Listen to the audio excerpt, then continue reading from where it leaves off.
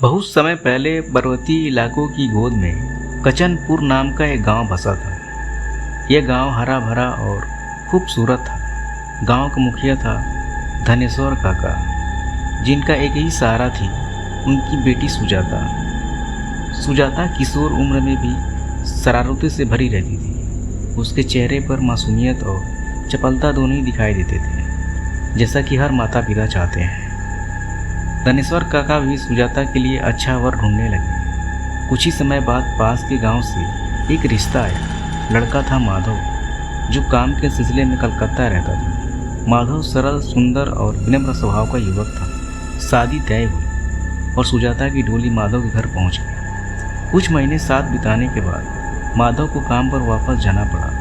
सुजाता ने आंसुओं को रोकते हुए कहा, बस कुछ महीने की बात है, दीपावली पर लौट आना, मैं तुम्हारी राह देखूंगा। कलकत्ता पहुंचने के बाद माधव को काम में मन नहीं लग रहा था। उसकी आंखों के आगे बार बार सुजाता का चेहरा घूम जाता। यह बात उसने अपने 5 दोस्तों से कही। ये दोस्त बाहर से भले ही उससे करीबी लगते थे, मगर भीतरी भीतर उनके मन में सुजाता की सुंदरता का लालच जन्म लेने लगा। धीरे धीरे इन दोस्तों ने माधव को मनाना शुरू किया। क्यों न भाभी कुछ दिनों के लिए यहीं बुला लो, घूम भी लेंगी और तुम्हारे साथ भी रहेंगी।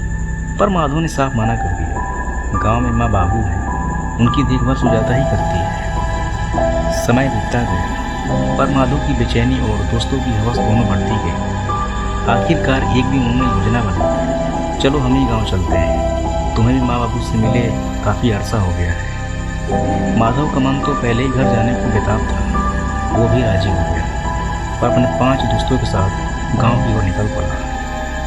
गांव के पास पहुंचे तो घना जंगल पार करना था। वहीं उसके एक दोस्त राकेश ने नाटक किया, भाई मुझे आगे चला नहीं जाता। बाकी भी उसके साथ बैठ गए। फिर राकेश ने झोले से एक नई साड़ी और कांच की चूड़ियाँ निकालकर कहा, हम लोग भाभी से पहली बार मिलेंगे, यह हमारी तरफ से भेंट है। भोले माधव को उनकी बातों में कोई बुराई नहीं लगी। वो अकेले ही घर गया और सुजाता को वापस लेकर आया। शुरुआत में सबने बहुत अपनापन दिखाया, पर अचानक उनका चेहरा बदल गया। राकेश ने गुस्से में कहा, तेरी शादी मैंने अपनी बहन से करानी चाहिए और तूने हमें धोखा दिया। माधव हक्का बक्का रह गया। उसने कहा, भाई मैंने तो कुछ छिपाया नहीं, माँ बाबू जैसा तय किया वैसे ही हमने किया।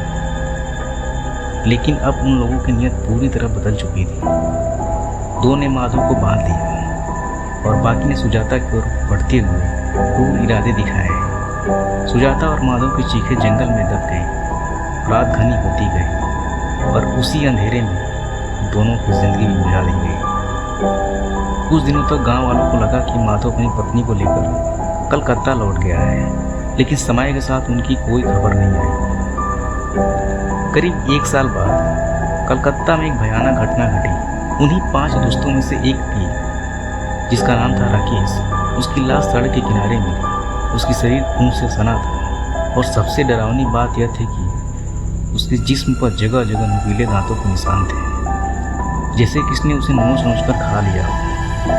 पुलिस को समझ नहीं आया। जांच में राकेश की बहन ने बताया, भैया पिछले दिनों किसी लड़की से मिलने जाते थे, पर वो लड़की इंसान जैसा नहीं लगती थी। एक बार मैंने देखा, उनके पास एक काली परछाई खड़ी थी। उसने डरावनी हंसी के साथ कहा, जिस्म नोचा था ना मेरा, अब तेरी बारी है।